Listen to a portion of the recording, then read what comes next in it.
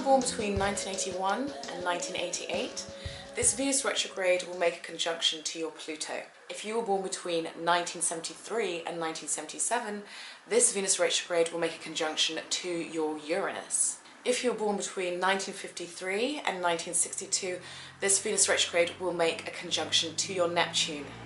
Either way, if you're born between any of those dates, then this is a video for you to watch. I'm doing a special offer for this Venus retrograde season where I'm offering you guys a 20-minute reading with me, whether it's via Skype or Google Hangouts or whether it's pre-recorded. And basically it's to do with love and healing and abundance. And I introduce your astrology as well as your tarot into it, plus a few tips for healing and affirmations specifically tailored to you that you can use. And I'm doing that for just £15. So that's a special offer that I'm only doing until mid-November during the Venus retrograde season. So if you fancy taking me up on that, then just click one of the links below and that will take you to that page. Right, so now on to Venus retrograde. Like I said, you can skip ahead specifically to your particular conjunction that you'll be experiencing, but I just wanted to go a little bit more in depth with Venus retrograde in Scorpio because I do believe this one is going to be a bit of a doozy. This Venus retrograde in Scorpio is really a washing clean, in a sense, of our beliefs and our values and our pains around things like love and relationships and how much we value ourselves. What I find really interesting, and this happens with pretty much everybody, you know, myself included, is often we can hold values or think that we hold certain values, but how we actually behave, how we show up in the world, how we allow others to treat us, actually contradicts the very values that we say we have. And so I think a lot of us are going to be looking at getting to the truth of, are we actually living true to those values? It's one thing to say that you want people to respect you, or that you respect yourself, but it's another thing if you're not treating your body with respect, or you're not allowing yourself to have healthy boundaries in your relationships. And I think this is where we're going to start really having to get honest with ourselves and seeing and sitting down with ourselves and seeing where it is we fall short, essentially, of the very things that make us feel secure, that allow us to know who we are, that allow us that, because we all need boundaries, we all need some sort of boundary, we all need a foundation from which to enjoy life. And without knowing our values, without knowing how we truly want to receive love, how we're comfortable receiving love, and whether we're even comfortable receiving love, how can we really operate properly and receive the things that would genuinely be good for us? So I think this is all going to come under review. And you know, of course, with Venus ruling relationships, or having a lot to do with relationships, should I say, definitely relationships are going to be a trigger. So don't be surprised if other people in your environment, whether it's someone you're dating, whether it's somebody you're with, whether it's even a past love and thinking of past loves, whether it's friends or family, don't be surprised if they bring up topics to do with how you receive and give love, what it is you value, how you value yourself, how comfortable you are in relationship. And essentially with Venus moving through Scorpio, which is arguably the deepest sign of the zodiac, I mean, it is ruled by Pluto, and Pluto is about those things that are hidden. It is about those things that are too painful for us to face quite often. So we bury them away, we push them away, and we don't look at them. Quite often we reject them, and in some cases even project them onto other people. And with Venus moving into this area, there can be some painful truths to confront about ourselves. We might have to take a hard look at ourselves and say, well, actually, you know what? I have a part to play in how others treat me because of the signals that I send that run counter to what I actually mean, for instance. So we start to realize that we have to take a sense of responsibility, because if we want healthy relationship with self and with others, it first has to start from a point of self-honesty, and that is very much what Pluto will do and require us to do, or this is if we choose to work with this energy. Because ultimately this is an energy of transformation.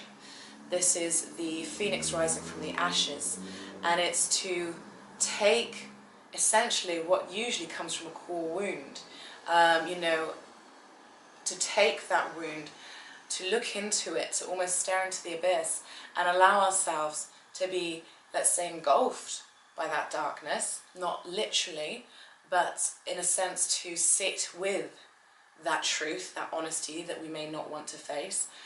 And through that process of being honest with self and authentic with self, we're then able to transmute and transform and come out, hopefully then, with the higher vibrations of Pluto, which is that transformation, that that revolutionary energy, and bringing that into our own lives and our own relationships, bringing something essentially new out of what was burdensome and heavy for us, because Pluto is the heaviest planet in the solar system, and that makes a lot of sense. You know, the plutonic issues are heavy. They are the things we don't want to confront, the things we don't want to deal with. So don't be surprised if you do find that other people are triggering you, or events outside trigger you to look at these things. If you find yourself arguing with somebody, if you find yourself feeling like you're chasing love and it's leaving you feeling empty on the inside, or you're feeling desperate, or you're getting obsessed with something or someone, or there's a sense of constant power struggle, chances are you're responding to this retrograde quite strongly. And I think a lot of us will, because don't forget that when Venus retrogrades, she is closer to the Earth, so we feel her energy far more strongly. And at the moment, Pluto is extremely close to the Earth, the closest he's been in a long time. So we're feeling both of these energies very strongly, which to me is a big signal that now is the time for us to transmute emotionally. So, like I said, don't be surprised if circumstances and people trigger certain things within you that cause you to have to take a moment and be with yourself, essentially, and see what's going on underneath it all, because we can play these energies out one of two ways. We can either choose to fight with people, to become obsessive, to become jealous, to become possessive, to see the other as the enemy, or we can do what really this is here for, which is say, well, hang on a minute, something is being triggered here, something is being shown to me here, this person is mirroring something back to me. What is going on with me that I'm still carrying from the past, as it will be, that is making me respond in this way? And is this really my truth? Have I outgrown this? Someone said something to me today, which was funny. I was talking to them about plutonic issues like death and just bigger themes in life. And I said something along the lines of, you know, I think I was talking about this place, you know, these realizations I've had, and I said, I think I'm getting there. And they said to me, you are already there, you just don't know it. And that sat with me, and I thought, you know what, I believe that to be true, and I believe that that's what a lot of us are going to realize working through this energy, is that there's a lot of stuff that we're actually already past, that we don't need to play into the drama, the manipulations, or the power struggles anymore, because actually we're past that. And I think this is almost like a graduation of self. So what I find with this kind of energy is, quite often, like I said, it can trigger obsessive, compulsive, jealous, angry, power displays, all sorts of things, the ugliest sides of humans, okay? Even abusive, whether it's emotionally or otherwise, you know, for people to act in kind of quite abusive and horrible ways. And what I find with this is that it all comes down to, as cheesy as it might sound, it comes down to a matter of self-love and self-care and self-acceptance. Because we only allow people treat us as we allow them to. Within reason, okay, of course there are circumstances where they are trapped, and I understand that, and I'm not talking about that. But within reason, you know, we show people how to treat us. And quite often when we find ourselves fighting for if you find yourself fighting for someone's attention, someone's love, someone's companionship, and they're just not that interested, or they're just not that into you, that is a signal that there's some self-respect, there's some self-love that is lacking. And even if you got the attention of that person, chances are it would never be enough to fill you up. In fact, it wouldn't. So it's about coming back to self, essentially. And I see it as a washing clean of the debris that's been left behind by past relationships, childhood wounds even, very deep scars, psychological scars, emotional scars that go very deep. Let's not forget that Scorpio is a water sign, okay? And water rules the emotions, so this is essentially an emotional, alchemical process, if you'd like to call it that. And we have the opportunity to really let go of some baggage, but it comes with being patient with ourselves and with others. And when we notice other people reacting strongly, biting, or trying to maybe push our buttons, that's the time to really respond from the wisdom that we now have. And instead of playing into the drama of it and just reliving and basically compounding those wounds, that's when we have an option and a choice to say, okay, well, actually, I don't need to respond this way anymore. I've been down that road. I know where it goes. You're hurting, and I understand that. And I'm not. You're hurting. I understand that. But I'm not going to allow this to get any worse. I'm not going to allow the energy to expand through my own input. I'm going to take what I know and move forward with it, and take that wisdom, that higher knowledge that I think so many of us have gained. I feel this transit extremely strongly, and this actually hits on my South Node. So, you know, this is extremely, for me, I feel a graduation in a sense, spiritually, emotionally, and otherwise. And I think it is for a lot of people, just because of it, the fact that it'll be impacting a few transpersonal planets. And for most of us, we'll be experiencing it on that transpersonal and personal emotional level, which tells me that this is soul graduation, this is emotional graduation, this is us up-leveling to a certain extent. There'll be people who take that and move with it. There'll be people who need to, for their own reasons, continue replaying the dramas and the turmoil because they still haven't got out of it everything they need. At the end of the day, relationships are our mirrors. You know, being with somebody, interacting with somebody shows us so much about ourselves like nothing else in this world. And for some people, they still need to go through that learning, and that's okay. And if you notice that that's going on around you, understand that you don't know everyone's path, and each is unique to his and her, and let that be, and try and be as patient and humble and kind as you can, whilst also making sure that you look after and you honour yourself first and foremost. That is the most important thing. I often think that our view in life is like, I should paint it one day, but I'll see if I can explain it visually to you. I almost see this dark, big void on one side, right? And this void contains all possibilities. It is the endless everything and yet nothing. It is every possibility, every opportunity. It is all that is. And there is this void. And then here, with human beings, we have this lens that cuts through the middle of this void. And this lens can be as wide as you like, or it can be as small as you like. And quite often it's coloured in multicolored glass. And what is projected, it's like we are the light that projects through that void. And depending on what we believe, what we feel about ourselves, what we know ourselves to be, those are the colours that we put on that lens, and we project out into the world. And then we see the world on this blank canvas on the other side being shown to us, and all these images and all these people and experiences.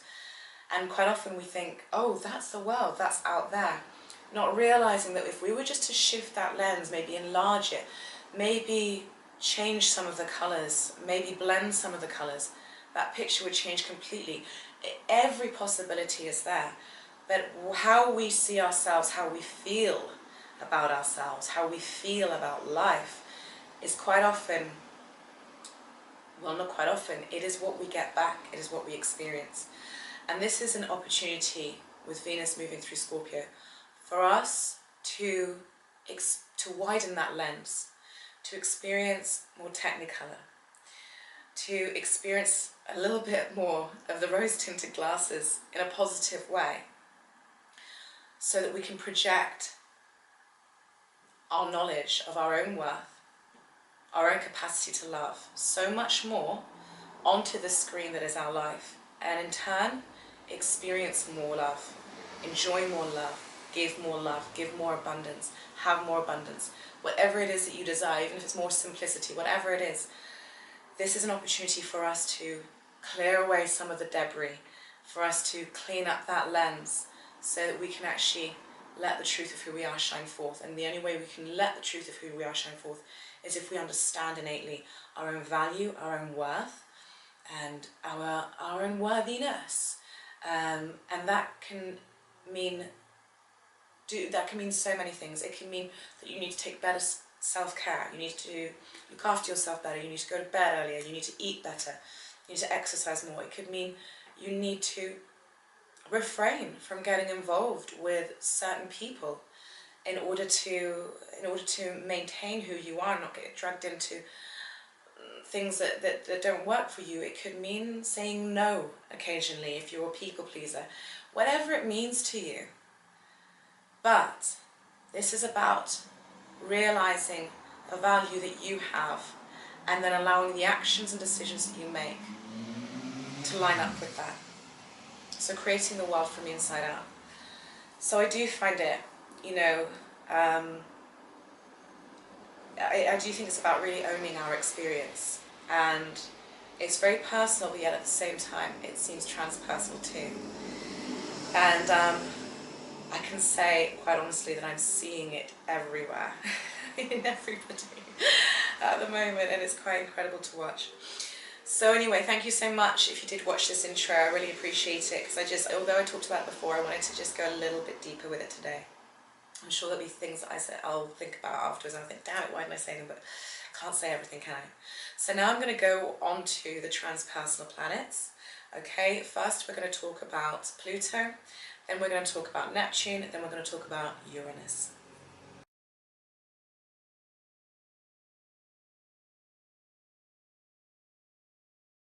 So if you were born between 1981 and 1988, then your Pluto will fall within these degrees of Libra and Scorpio. So this is super Plutonic for you guys, for us guys, because I'm one of those as well. So what does this mean? Well, obviously we know Pluto is about transformation, it's an alchemical process, okay? It's about rebirth.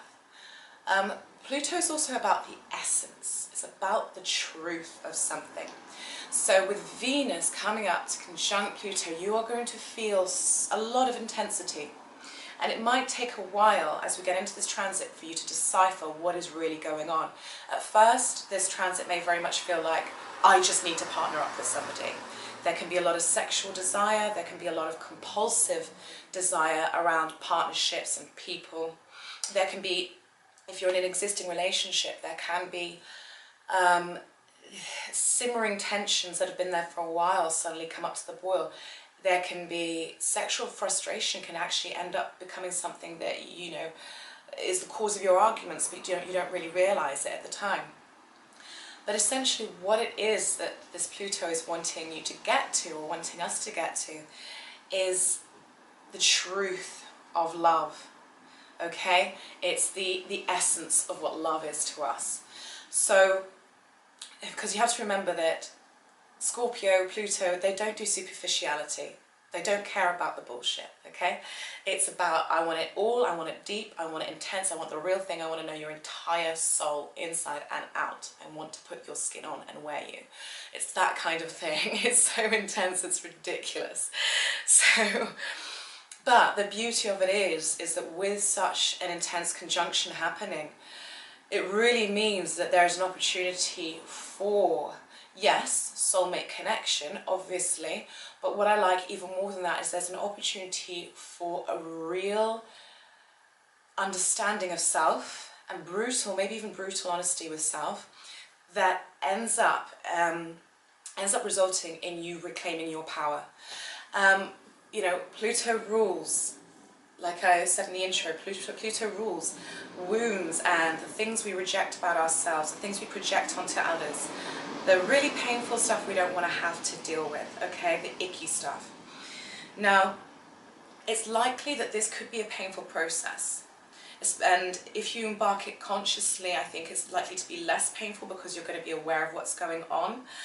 But there is a likelihood that this could be quite a painful process where suddenly you're getting triggered or you're being judged or, you know, whatever it might be. And you're thinking, why is this happening? I don't really get it. And then suddenly you start to realize a pattern. Oh, this has happened in past relationships. Oh, this is how my mum or my dad used to make me feel when I was a kid. And this is why I feel so small right now. You know, I've never felt like a powerful person, whatever it might be. You'll start to notice that there will be something playing out and it will develop. It might develop quickly for some and not so quick for others. It depends on where you're at really and how open you are to the experience. But what I love is that Pluto also represents power, okay? It is one of the planets that is involved with war. You know, it wields a very, very heavy hand and it is extremely powerful. I mean, if you've got Pluto conjunct your ascendant, you have an aura to you. My father had this, funnily enough, and he had the strongest, most powerful aura of anyone I've ever met. And he was only small in stature, but my goodness, that man could change the temperature of a room within milliseconds. It's powerful. So it can be used, obviously, for positive and negative. And I think what you're likely to experience during this transit is more likely than not, because of the fact that not everybody is awake, not everybody is aware, more likely than not you will experience jealousy, whether it's towards you or you acting it out, things to do with possessiveness, obsession, strong desire and attachment, people just wounding people, you know, just out of nowhere because they feel like they've been wounded. There might be that kind of thing play out.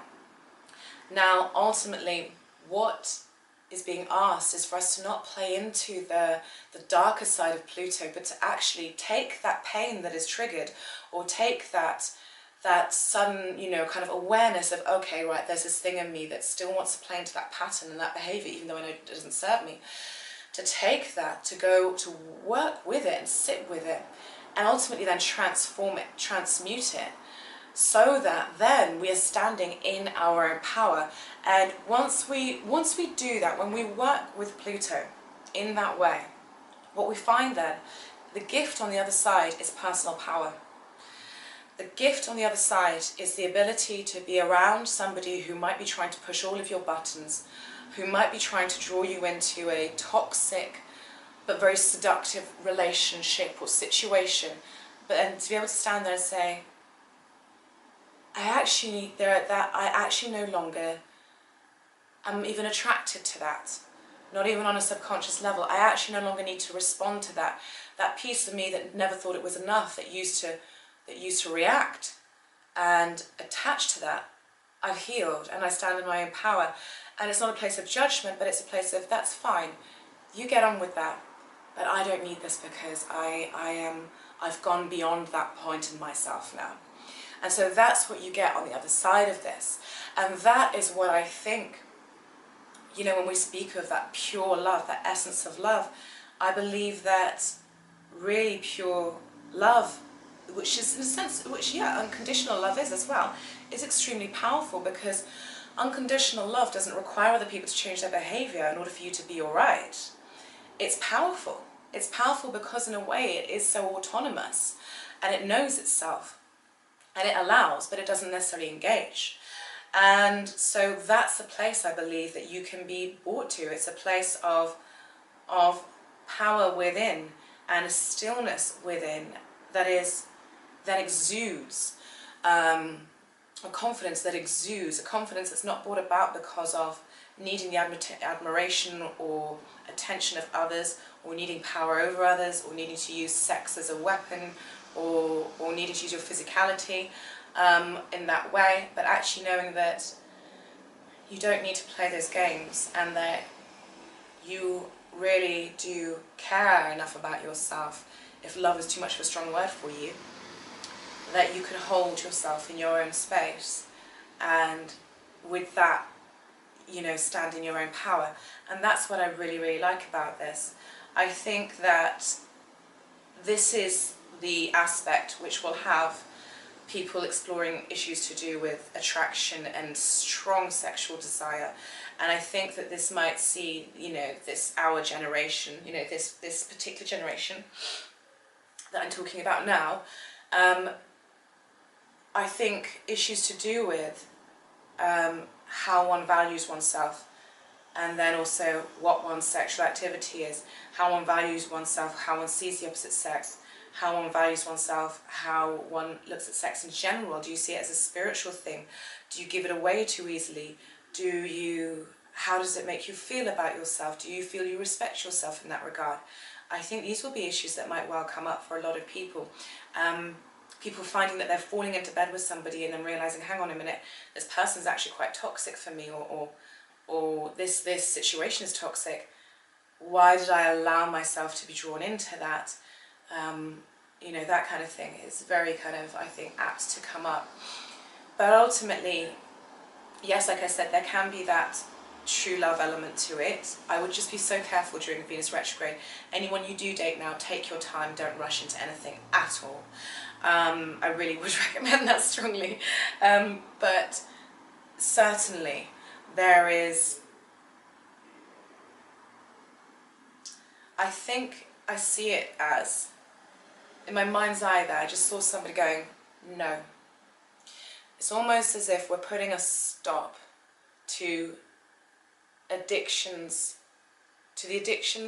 to unhealthy partnership, unhealthy behaviour in ourselves and in others. So it's self-partnering, knowing when something is going to get dark, knowing when something is about to get a little too obsessive, knowing when something has got that red flag, and thinking, am I going to feed into this darkness? Do I need to go through that turmoil again, or have I learnt the lesson? And can I say, no. No, I love, respect myself and honour myself more than this, and I'm going to allow myself to be transformed through this process rather than play into the darker Plutonic sides of it. And through that, I really do see a strong sense of self being able to develop as a result, which is something I really, really like. So, you know, ultimately I think this one is very much about self-love.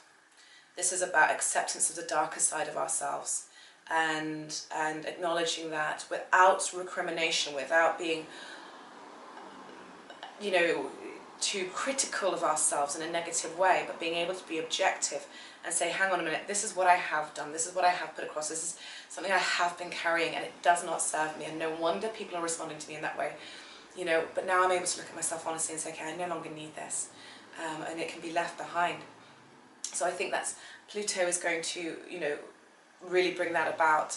And you might be questioning what true love is. You might be questioning what universal love is. I mean, that's more me. I would look at Neptune for that. But you might be questioning how love can transform. All of these things may come to light. But it's certainly a very, very exciting experience. And my advice for this particular one for you guys would be, if you can, allow this one to play out internally rather than externally.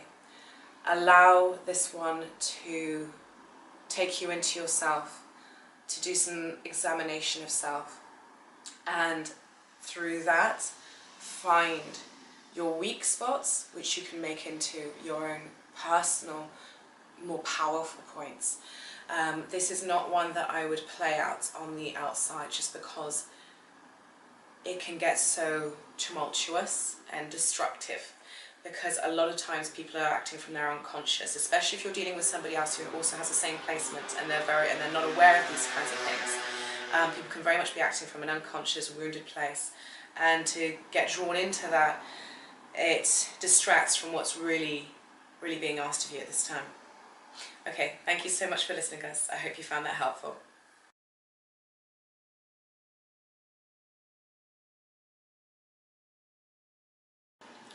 If you were born between 1973 and 1977, then Uranus will be between these degrees of Libra and Scorpio.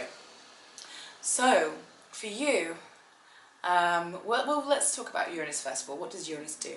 Uranus revolutionizes. Uranus is connected with electricity.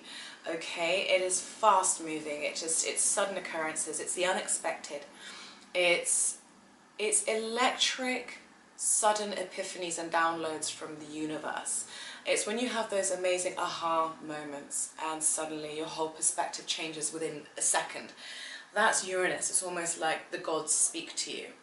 And so your Venus transiting, making this conjunction to your natal Uranus, is going to ask you the question of, because Uranus brings things to life, it's like it's that electric quality that can like zap things, okay? And that sudden change. This is where your Venus is going to be basically, or your love nature, shall we say, is going to be kind of called into question. It's going to be about, do I love this? Do I love what I'm doing? Is my heart in this? Is this what's truly meant for me? You can decide all of a sudden that you want to just overthrow your entire life. You can decide that you want to completely change course and direction in a relationship, for instance, and you want to, if you're with somebody, you might want to do something like, I don't know, go off traveling together or explore completely different facets of your relationship. I mean, in Scorpio, it could even be that you want to go down a really different sexual route with your partner. I mean, who knows? But essentially, there'll be a desire for excitement. There'll be a desire for enthusiasm and ignition in your life, and that's what you're going to get with this particular transit. Damn it, my battery.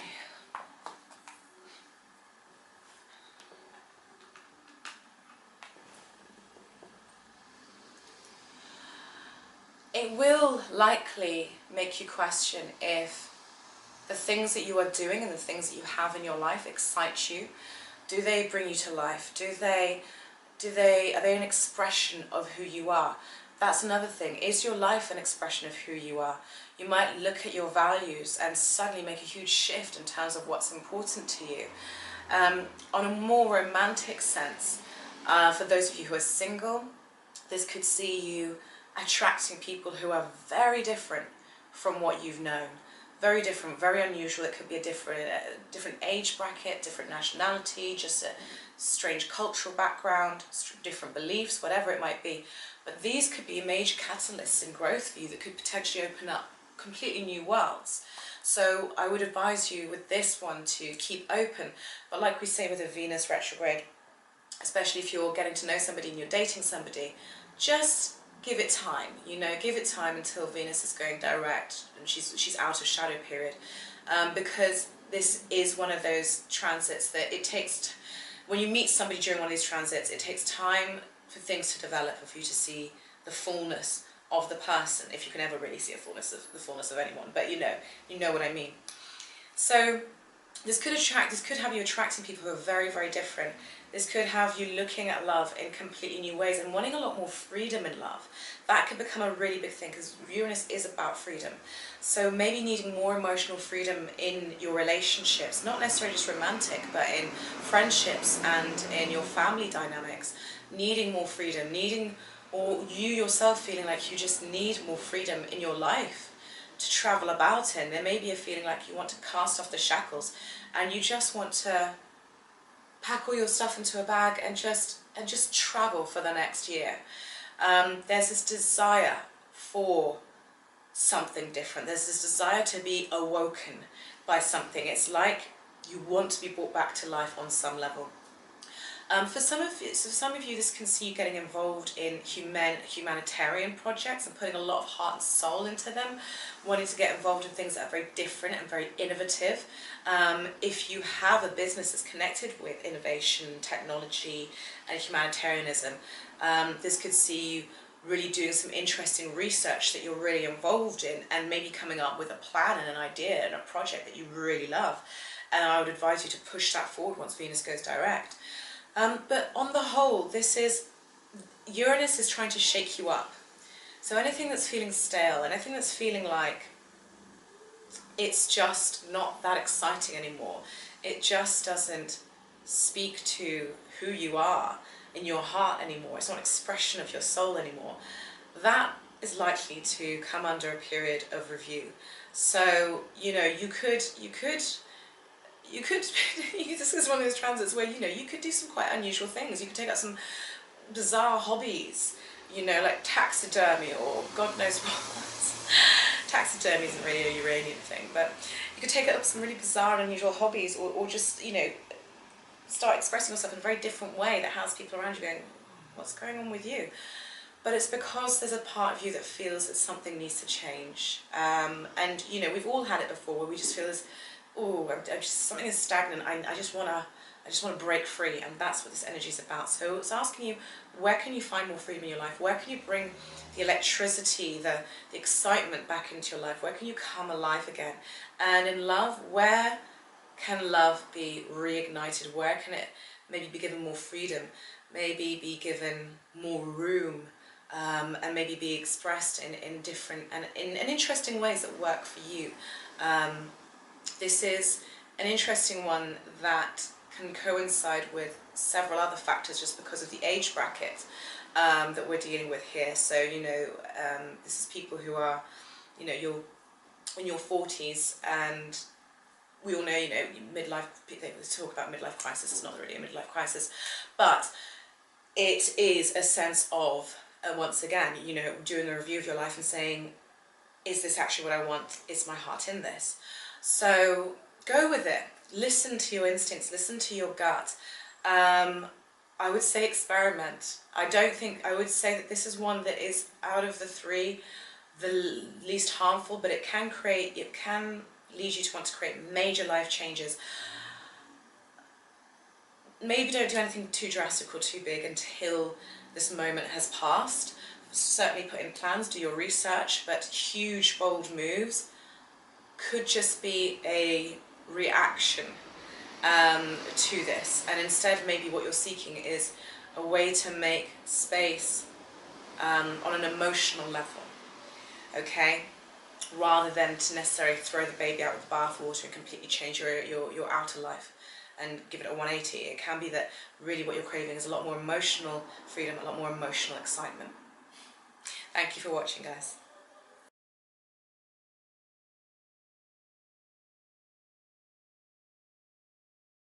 For those of you born between 1953 and 1962, Venus is going to be transiting past your natal Neptune, okay? So she's going to be making a conjunction to your natal Neptune.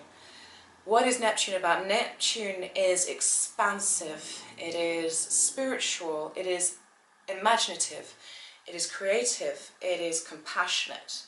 It is also the sign of illusion, and it's where we can lose ourselves quite often, where we are able to, where we go beyond our confines, our normal confines, we go beyond our boundaries, and we just want to blend, whether that's with another, or with another realm, or with an idea, whatever it might be.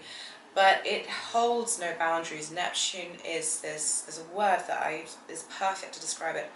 It is a, no, it's gone. But it's like a watery expanse. And so, with the conjunction between Venus and Neptune, you have this higher dimensional quality, you have this ethereal, otherworldly, compassionate, spiritual sense of you, okay, meeting love and values and the things you treasure, the things you take pleasure in. So when this happens, this can see people really wanting to experience a transcended type of love, a transcendental love, a union that is beyond the physical, a union that takes you out of this world into other realms.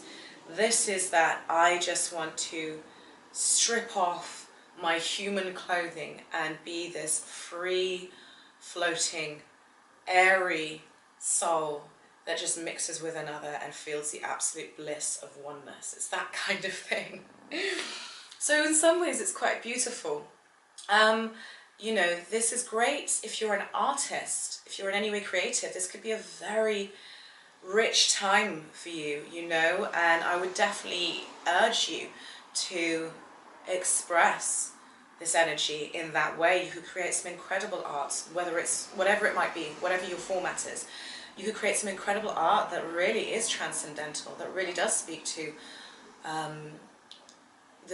universal love, you know, an unconditional love that really captures the essence of that if you're feeling that within you. So that's a beautiful way to channel it. This can have you very much in a dreamy, elusive space where you are just seeking that connection with somebody else. And it may even present connections with people. And they could be complete strangers, you know. I mean, it depends. It all depends where Uranus, where Neptune, sits in your chart. But this could see you having a moment with a complete stranger or a moment with a neighbor, which just feels so out of this world and profound that you're kind of left a bit dazed. I can tell you, I had a very Neptunian introduction to somebody. When was this? It was last year, when I moved into a place with my ex, and I was introduced to two neighbours who were very spiritual, and one of them studied astrology himself. Lovely guy, lovely couple. And I remember he came to our house and we sat down and we talked, and it was one of those moments where you're not really paying attention to the words of what someone's saying. And as I recall this, I'm getting the feeling back. You're not paying attention to the words of what someone's saying. All you're feeling is their energy, and all I could feel was the combination of the energy between us just swirling. And it felt like my head felt hazy and dizzy, and it's like going into this light trance. And all I was aware of was the energy exchange between us. And it was beautiful and harmonious. And after he left, I was just kind of stood there like, wow. You know, I was on a cloud, an inner cloud. It's that kind of energy. So that's the kind of energy we're talking about. And it could see you having some very spiritual connections with people. Yes, there is an opportunity for soulmate energy. You have to look at where everything else is going on in your chart, of course, but there is an opportunity for a soulmate connection there. There'll definitely be a desire for one. For those who are actually already in a couple, you could see yourself and your partner too, if they're of the same age, wanting to elevate your relationship, and especially if you've been together for quite some time. This could see you coming to a point where you understand each other. You feel you understand each other so well, and there's a certain comfort between each other that you're able to transcend the normal everyday, in a sense, in your relationship. And suddenly there becomes this very, there becomes a very meaningful and spiritual connection and basis to your relationship. You might shift into this kind of another phase of your relationship together, and really it almost goes beyond the I'm a man, you're a woman, we've been married for however many years type of thing. It actually becomes about a soul partnership a bit more. That could very well happen. I would be careful for people who are single, and even people who are coupled, you know, if your eye is wandering, I would be careful not to fall victim to illusions in others, you know, projecting desires onto others, and falling for someone who seems so amazing, who seems so great, oh my god, just getting swept up with that. And then with it being in Scorpio, there can be the obsession as well, depending on whether this will happen for you in Scorpio or Libra. but still Libra wants to couple too. So there can be this obsession, there can be this desire to be with somebody and not really necessarily seeing them for what's really going on. And the thing about Neptune, you know, on the more negative side of it, is that it weakens. Because of the fact that we have no boundaries with Neptune, it weakens us. So we can, if you get into a relationship, you make a commitment at this point, you can end up finding that the dynamic between you might start out in this romantic, spiritual, otherworldly dimension, but then when it comes down to reality and, you know, Venus is moving direct and you have to go about everyday life again, all of a sudden you might find that the relationship on some level weakens you because you're subliminally doing things, subconsciously doing things to undermine one another, not meaning to, but it can happen. So it's something to be aware of with this, but certainly I would say on a personal level, for anyone wanting to use this to their own, you know, not interested in the romantic aspect of it, this can see you really feeling generous and wanting to give and feeling a sense of compassion for the world, wanting to put your efforts into charitable projects, humanitarian things, consciousness raising things, things that unite people, and that would be a beautiful use of this energy. Be aware of not over-giving, be aware of any self-sacrificial tendency that could play into some negative relationship patterns. Be aware of that. This can also see, I think, people who are on a committed or decided or, you know, conscious spiritual path. This can see you really having some very beautiful moments where there's some really amazing healing available to you, where you're feeling like you're connecting to other dimensions, your dreams are alive, and time spent alone in meditation and in nature but in silence could really bring about some beautiful experiences, and you could have some real, you know, crown chakra opening experiences. You could have some Kundalini raising experiences that are very, just take you to another dimension and help you to understand the spiritual side of love, the softer side of love, the compassionate side of love, because that's what you're dealing with here. Although yes, it's in Scorpio or Libra, depending on when it makes that conjunction in your chart, this is looking at compassion and unity in love and transcending need, transcending, in a sense, desire, transcending, in a sense, want, and rather being someone who is able to give love without needing validation back, without needing to take from anyone. And ultimately, it's when we come to that place where we can give love, when we can give love without expectation, is when we really know that we are in a place of not only beauty, but a place of strength and a place of, we've transcended a lot if we can do that ultimately. So that's quite a beautiful thing. So I quite like this one. Okay guys, thank you so much for watching. I really do appreciate it, and I hope it was of help. Please leave some comments. I would love to know what you think and what you're experiencing at this time. If you'd like to know any more about me, then please go to my website, www.anushkabam.com. I'll be updating and doing a lot more on there because I'm back after a 4-month stint away. I'm really glad to be back. I'm loving this. And I'll be making more videos, so I will check back in with you guys soon. Take care. Much love. Bye-bye.